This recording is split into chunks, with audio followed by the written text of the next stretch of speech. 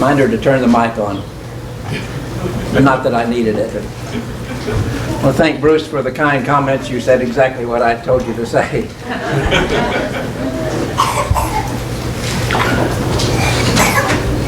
We have been blessed to have been here already. I think I said last time we could close up shop, turn the lights off, and go home. And haven't been benefited. Fried, I appreciate you taking the time to read the scripture, the Lord's table. About 100 years ago, we decided to have a song to prepare our minds. And that was to stop some of the older men from delivering a sermon at the Lord's table. Got to get in here and get out here. I'm glad we've taken the time to mention what we're doing. Can't have enough of that. And these good songs that we've sung. Capable leadership, of which we have so many. I think we could just, and you might wish it too, that we just had a singing today. But it's such a blessing to be able to open our mouths and sing praises to God. And to have people who can write such wonderful, touching, teaching songs as we've sung today. So much we could talk about. Pebble in our shoe. We sung about the rock just a moment ago, but we're talking about a pebble. Shoes are an invention of man. Our teachers tell us the cavemen didn't wear them. Well, back in Kentucky, we didn't wear them either. And I remember being able to run on rocks, on gravel, even on old wheat and hay fields that have been cut. Run right through with no shoes. But things have changed. Few of us could walk across a gravel driveway without some pain and anguish in our bare feet. We can keep going with a lot of things. Broken arm, maybe a cut, we can keep going. But a pebble in our shoe, well, I might have to take that back. One fellow worked all day. He was limping, and the boss said, "I noticed you're limping all day. What's the problem?" He'd just been hired on there to that job. He said, "Well, I've had a pebble in my shoe." And the boss said, "You're fired." What? Yeah, anybody that's too lazy to stop and take the pebble out of their shoe, I don't want you working for me, my company. And if you get a pebble in your shoe, you're not going to put up with it all day, are you? And you can, and sometimes you take your shoe off and you shake it out and you didn't even see it. It's so small. If you're lucky, you might be able to find it so you don't step on it again. But we've all been there. We've all done it. And we think, that little thing causing me so much pain. No wonder a horse bucks when it's got a burr under its saddle. And so we should do that. We want to talk about little things. Little things that can be a pebble in our shoe. Not like the stones in the one in our illustration here. Little things that are common to all of us, that may begin small, that act like a pebble in our shoe, but begin to overwhelm us if we let them. One pebble in our shoe that we can have is the pebble of injustice. Do we hear of a lot of injustice today? How about these 3 men that have been beheaded that we know of? I've not seen that video, and I don't think I want to see it. And I don't think I know anybody that does want to see it. Oh, I'd like to see it. No, I don't think so. And if you do, I'm saying I have a word for you, and I think that's sick. Is that an injustice? We hear of shootings, innocent people, the freshman in college shot because the guy wanted to kill a heathen. Just shot him. Happens all the time. Injustices everywhere, all the time. Well, how about Job? Could we spend the rest of our time on him and the injustices that he received? Sure we could. Was he a godly man? Shake your head this way. Yes, he was. Did he have some things that were unjust that happened to him? Man, could we talk about that forever. And the emotions that would take our hearts. His 10 children, 3 daughters, 7 sons, his flocks, his servants, his herds, and then his wife admonished him to do what? Jump from the frying pan into the fire. And he didn't do it. A godly man. Joseph, sold into slavery. Michaela, what if your brothers, Bo and Chase, decided they're going to sell you to some foreign country? No problem? Would you say something about that? Okay, go ahead, guys. No. Well, you may want to do the opposite to them, too. It's the same to them. At times. But this didn't happen just as a joke or for a short time. Imagine hard-hearted brothers that when they saw him coming, let's see what's going to happen to our brother's stupid dreams, they would say. Reuben said, let's put him in a pit, hoping later to sneak him out and take him back to the father. But while Reuben wasn't with them, the other brothers decided they're going to sell Joseph. And you know what Genesis 42 and verse 21 says later in their story? He besought us, and we would not hear.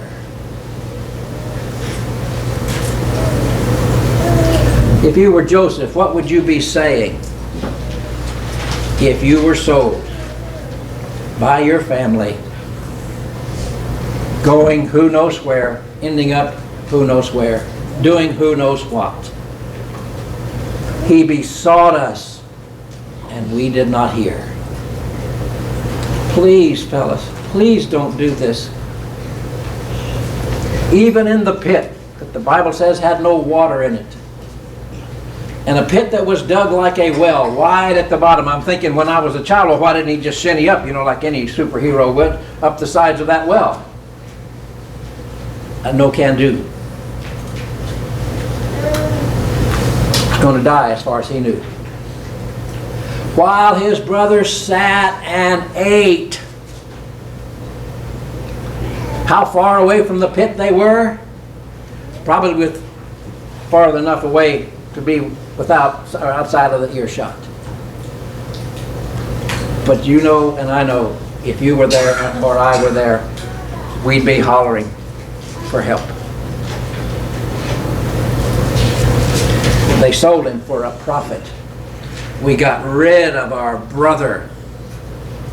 And now we can do to our father by telling him he is dead when they knew he wasn't. And they could watch for years, 22 altogether, their father suffer thinking that his son was dead. Injustice to Joseph runs into Mrs. Potiphar. Injustice to him. He was in prison for years. And for what? Something he did not do. Let me ask you, how would you have handled that? Would you have said, God, if this is the way it's going to be, I've been good, I have behaved myself, I've done what you've required, and this is the result of my love for you? Did he turn against God? Was that injustice a pebble in his shoe that could have brought him down? Sure, it could have, but it did not. In Psalm 105 and verse 18 it says, whose feet they hurt with fetters, they laid him in irons. He wasn't in a comfortable prison. He was in irons and chains. And even the butler, who was told to remember me when you get out of jail, forgot for 2 years after that. Well, Jesus, we could spend a whole lot of time. Injustice on his part for 3 years. As soon as he began teaching, yes, he had followers, but his haters caused him much grief. And Paul, 2 Corinthians chapter 12, verses 14 and 15. Read with me. He said, now for the third time I am ready to come to you. And I will not be burdensome to you, for I do not seek yours, but you. For the children ought not to lay up for the parents, but the parents for the children. And I will very gladly spend and be spent for your souls. Though the more abundantly I love you, the less I am loved. You know, parents, you kind of find it this way, don't you? When you're with your children and you go out to eat, who pays for it? Saw a commercial the other day where a son grabbed the check for his father. They both had their hands on it. But that's how we feel, the parents taking care of the children, no matter what age. And though they may be making twice as or more what you're making, you feel that responsibility. But he said, the more I love you, the less I am loved. He said in Romans 9 and verse 3, for I could wish that myself were accursed from Christ for my brethren, my countrymen, according to the flesh. Did he love them? Brethren, my heart's desire and prayer to God for Israel is that they might be saved. The world's thought today is that they might be damned. You're my enemy, I'm going to kill you. Not Paul. Who did Paul the most harm? Read in Acts 9. Immediately he preached the Christ that after his conversion in the synagogues that he is the Son of God. Then all who heard were amazed and said, Is this not he who destroyed those who called on his name in Jerusalem and has come here for that purpose so that he might bring them bound to the chief priests? But Saul increased all the more in strength and confounded the Jews who dwelt in Damascus, proving that this Jesus is the Christ. Now after many days were past, the Jews plotted to kill him. What did Paul say? I wish my Jewish brethren, he said, if I could be accursed, I could be lost myself for their salvation. Acts 13:15, and after the reading of the law and the prophets, the rulers of the synagogue sent to them, saying, Men and brethren, if you have any word of exhortation for the people, say on. But the unbelieving Jews stirred up the Gentiles and poisoned their minds against the brethren. Verse 19, then Jews from Antioch and Iconium came there, and having persuaded the multitudes, they stoned Paul and dragged him out of the city, supposing him to be dead. In 1812, when Gallio was proconsul of Achaia, the Jews with one accord rose up against Paul and brought him to the judgment seat, saying, This fellow persuades men to worship God contrary to the law. He said, the more I love you, the more I'm hated. I would do anything. My prayer to God for Israel is that they might be saved.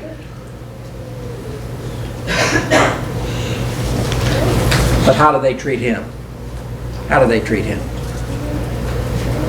When you suffer unfairly at work or school, do you? For the cause of Christ, or do you compromise? Do you dress like they dress? Do you act like they act? I know the temptation. Haven't always been old. David said, I once was young. Yes. Went through the same temptations and trials. How are we doing? You don't talk like they talk. You don't dress like they dress. You don't go where they go. You do not do what they do, and you will be put down. You will be put down for even saying yes sir or yes ma'am. Yes sir. Being kind to others. Who do you think you are? Could be a pebble in your shoe. How are you going to deal with it? How are you going to deal with the persecution that comes because of that? Injustice can be a pebble in our shoe. How about the pebble of betrayal? If you've lived very long at all, you've been betrayed, haven't you? Sometimes you're betrayed by a friend. They said what? They did what? I can't believe that. They said you did something that you did not do. You know, some people say, well, now don't take it personally. Well, let's see how Paul dealt with it. He said, this you know in 2 Timothy 1:15, this you know, that all those in Asia have turned away from the Lord. Is that what he said? They've turned away from me. I think he took it personally. Demas hath forsaken me. Don't take it personally. Sure we are. It's going to be a pebble in your shoe. Is it going to hurt? Yes. Injustice, betrayal, hurt? Yes. 4:14, 2 Timothy, Alexander did me much evil. I think Paul took it personally, don't you? And so will you. How are you going to deal with it when there are injustices and when there are betrayals? When there are pebbles in your shoe that can hurt you and bring you down if you're not careful. Don't let the devil win. That pebble can bring you down. And the fellow I told you about who got fired, you may be in the fire because you didn't take care of that pebble as you should have. You threw up your hands in disgust. You fainted, as Paul, we mentioned in our Bible study, Galatians 6 and verse 9. Don't be weary in well-doing, for in due season you shall reap if you faint not. Do not throw in the towel.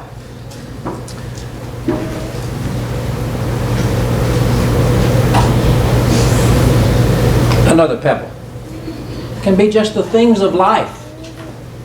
Things of life can be a pebble in your shoe. What can they be? Marriage goes bad. First thing some people think of, I'm going to quit the church. Oh, that's the thing to do. You got a pebble in your shoe, let's quit the church. One fellow said about a teacher's test, he said, I'll show that teacher I won't study for her old test. Sure showed her, didn't he? Is that a smart thing to do? Something happens in your life, becomes a pebble. You're going to deal with it.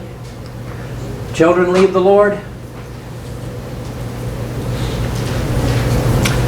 Parents, those of you who have your children with you,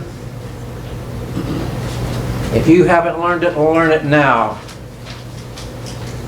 You need to teach more. Teach harder. Pray harder for your children. How about when the preacher preaches on the home? Ouch. Pebble in your shoe? Well, he was talking right to me. And you know what? You're right.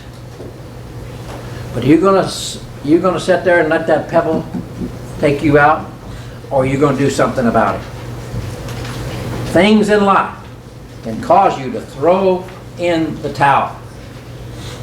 Another pebble out of our 5. Pebble of death. Loss of a loved one. Some are drawn closer to the Lord. Well, his mother died. Well, you think that'll wake him up and cause him to come to the Lord? Some are. Some are drawn closer to the Lord.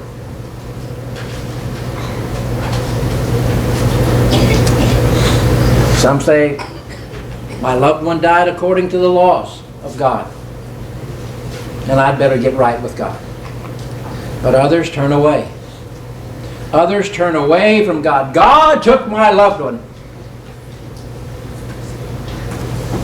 There's a girl over in West Virginia whose father died decades ago. She's still mad at God. He didn't answer my prayer.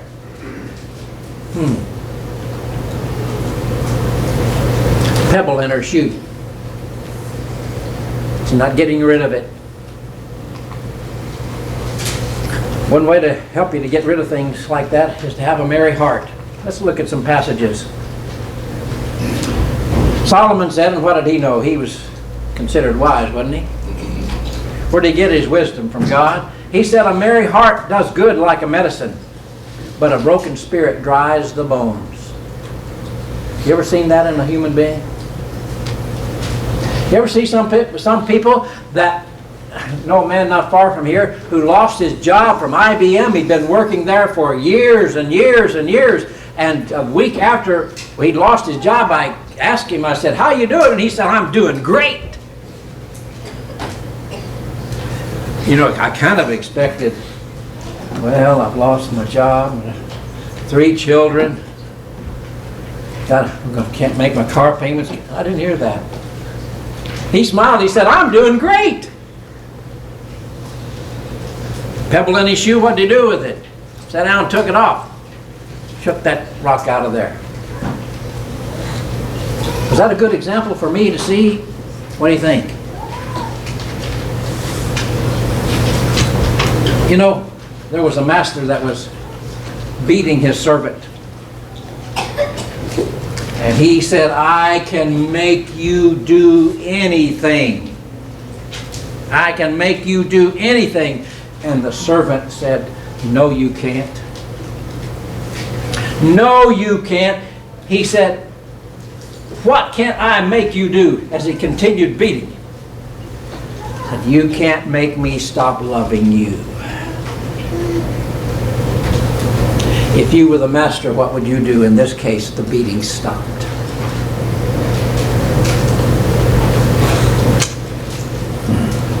How did he deal with that pebble? Injustice? Unfair? Yes. Yes. How did he deal with it? How are you dealing with the pebbles that you come across in your life? Do you go on? Do you keep your head above the water? Or is it a pity party for you? And we may have all known somebody that every time you ask them how they're doing, I think I've mentioned this when I was a little boy, I just didn't ask old brother, we'll call him Rupert because that was his name. I didn't ask him how he was doing. And because he told me every illness and ache that he had. So we started asking him, well, you think it's going to rain? He said, well, I hope not, because my arthritis.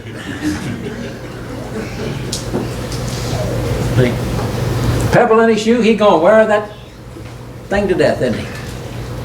How are you dealing with it? You ever know a sourpuss that's born in pickle juice, sucking on a lemon?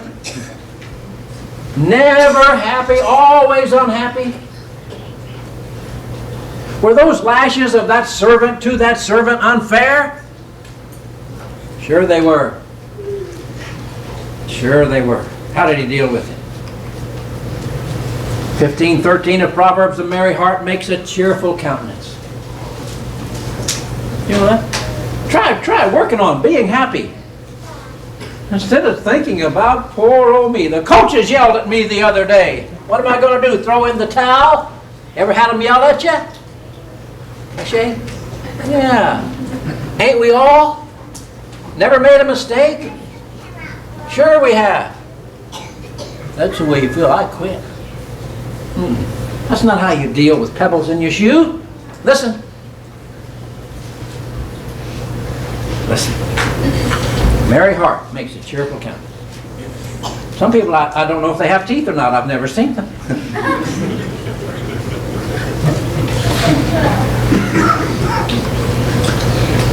But by sorrow of the heart, the spirit is broken. You know what that sorrow of your heart will do? You know how that'll cause you to walk? Like this.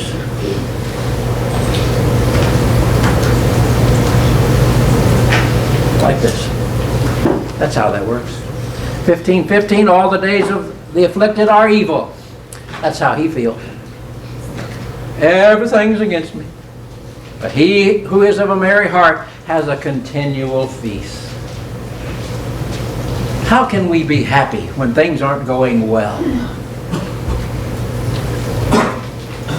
Well, some people say, lace up your bootstraps. Get a grip. And that's what Solomon is telling us. Yeah, anybody can walk around with a frown. Look up the word grump. Whose picture is going to be there? Know anybody like that? But of course it's not me. Really? Really? A merry heart does good like a medicine, but a broken spirit dries the bones. That's how deep it goes. It affects you mentally, spiritually, and in every way. Merry heart. We're not talking about a comedian, everything's funny to it. But a spiritual heart with the peace of God that passes all understanding. Philippians 4, verse 7. There are times when we are down and we are hurt, but we are in control. You know how I know that? What did Jesus say in John 14 and verse 1? Let not what? Your heart be troubled. I am in control. Jesus had told his apostles, I'm going to leave you. He said, don't worry. What are you worried about? Two things you can worry about. Things you can't do anything about, and things you can do something about. Things you can't do anything about, what are you going to do with it? Don't worry about it. The things you can do something about, what are you going to do about it? Do it! Problem solved. Jesus, in 3 times in the Sermon on the Mount in chapter 6, says, don't worry, don't worry, don't worry. I think he wants us not to worry. When I worry, I'm showing on my lack of dependence on him. It is a pebble in my shoe, and it will kill me spiritually. A merry heart does good like a medicine, but a broken spirit. You're getting the idea? He wants us to be happy. What word do all of the Beatitudes begin with? Blessed, happy is the man. Literally, oh, the bliss of the peacemakers, of the poor in heart, of the poor in spirit. And on he goes. On he goes. Jesus had strong crying and tears. What was that? Hebrews 5 and verse 7 in the garden. You think he didn't cry? He cried at Lazarus' grave. He cried in the garden. David said in Psalm 32 and verse 4, for day and night your hand was heavy on me. My strength was sapped in the heat of summer. But a good word will help, won't it? A good word will help. Paul in his afflictions, did he throw in the towel? No, a good word helps. Listen, Proverbs 12 and verse 25, heaviness in the heart of man maketh it stoop, but a good word maketh it glad. Did you know you can cheer somebody else up? You see somebody that's not doing so well, that's got a pebble in their shoe and they need cheering. He says a good word. A good word makes it glad. You ever try to cheer somebody up? You ever try that? Not them cheer you, but you do it. What Job's friends were? I thought they'd come to first of the book to come to help him. What did he say in 16:1? See that on the chart? Is that big enough for you to see? Miserable comforters are ye all. Some people you thank them for coming and others you thank for leaving.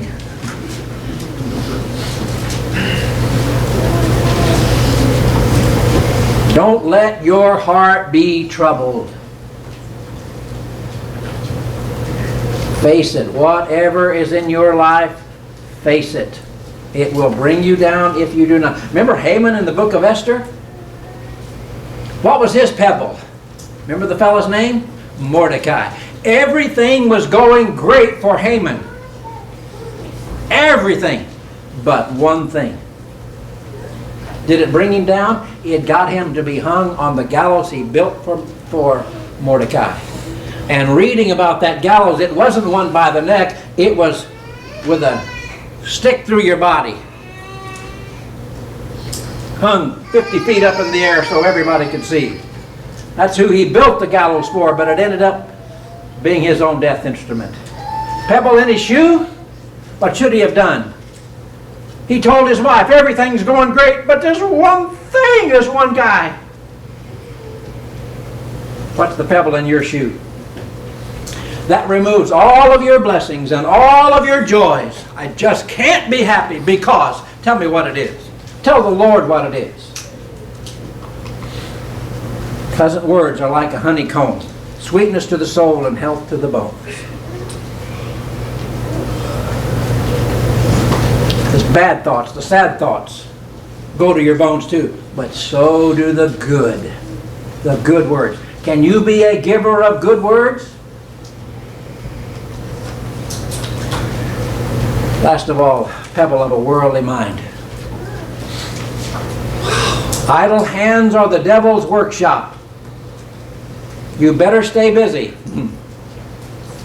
Better stay busy. It can be a rock in your shoe. Well, you ever say, he's just not himself.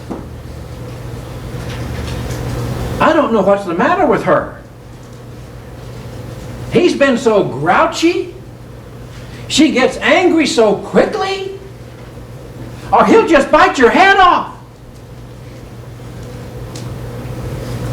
Hey, somebody says, don't get personal now. You've quit preaching and gone to meddling. But the problem is that somebody who is like this never thinks that it could be me.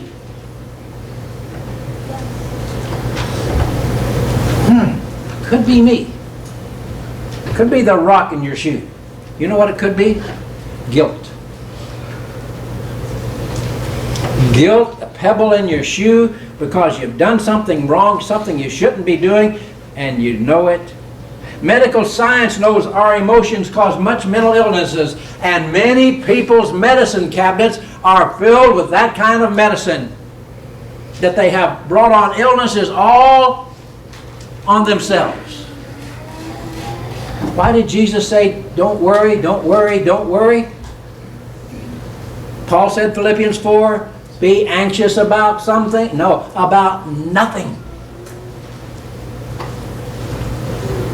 And I know I have seen many of you come through some real trials, and some you may be going through right now that are hard for you to face, hard for you to understand. But you are an example of good to me. You didn't have to tell me. And if I know, so does the Lord. And you've stopped, you've sat down, and you've taken that pebble out of your shoe, didn't you? Yes, you did. Yes, you did. How are we doing? Sometimes we get irritable. People are irritable when they sin secretly and get away with it. And you know what they just think they do? We mentioned Psalm 39 or Genesis 39 and verse 9 with Joseph. How can I do this great sin and wickedness against God? God knew about it. When Nathan told David in 2 Samuel chapter 12, thou art the man. God knew about David's sin.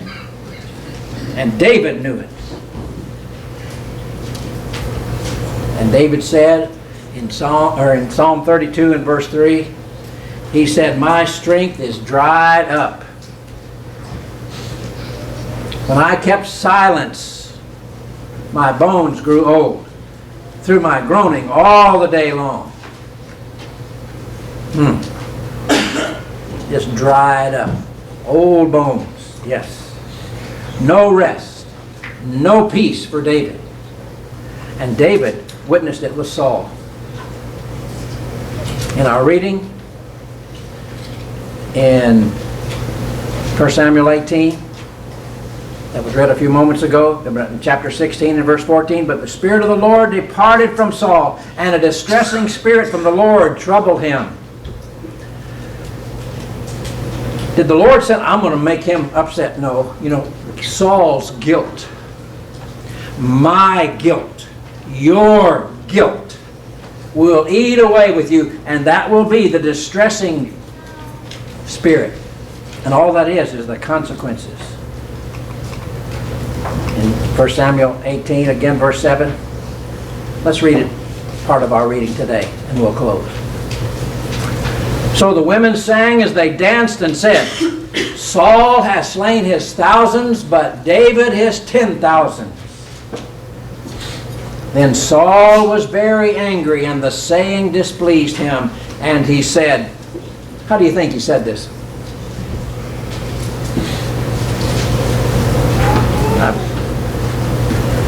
They have ascribed to David 10,000s, and to me they've ascribed only 1,000. Is that a little kiddish? Mine attitude. Now what more can he have but the kingdom? The very one, like Mordecai was to Haman, David was to King Saul. Instead of Saul saying, David, you're doing great. Whatever I send you out to do, you're doing it. You're not only making you look good, you're making me look good. Forget the #1 hit song in the country. David has killed his 10,000s, me my thousands. Forget that. Isn't that what he should have said? But it was a pebble in his shoe, and he couldn't shake it. How bad was he? So Saul eyed David from that day forward. Did you know, Saul, we could be talking, if I'm King Saul, Luke, we could be talking, Cache, we'd be just talking, and David comes in the room.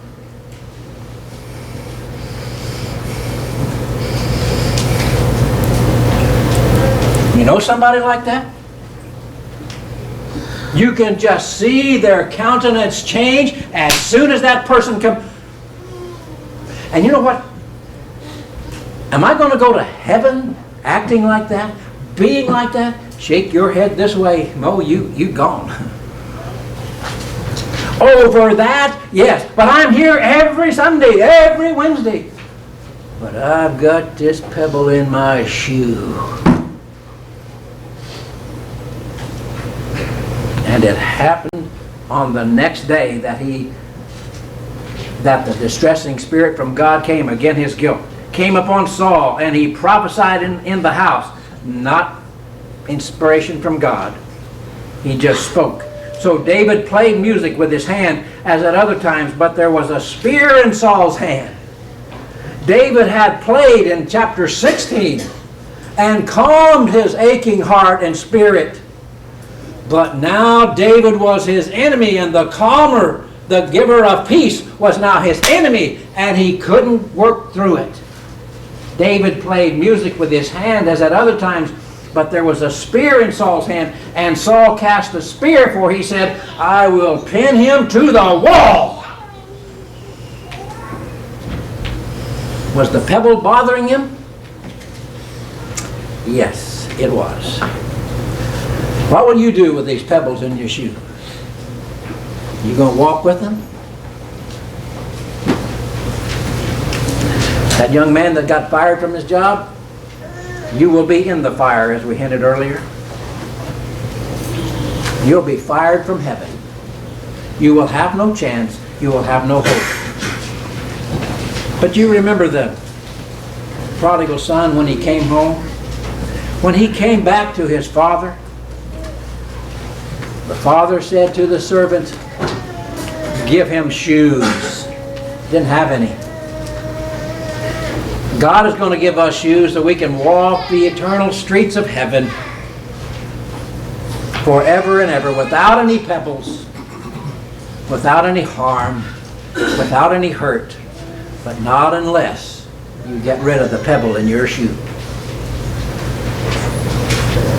Whatever it is you're craving, you're loving, you like Haman's hatred for Mordecai and Saul's hatred for David, or the injustices that you may have faced, the betrayals or the deaths that have happened to you and your family. Oh, so devastating. But you're going to wear it to hell?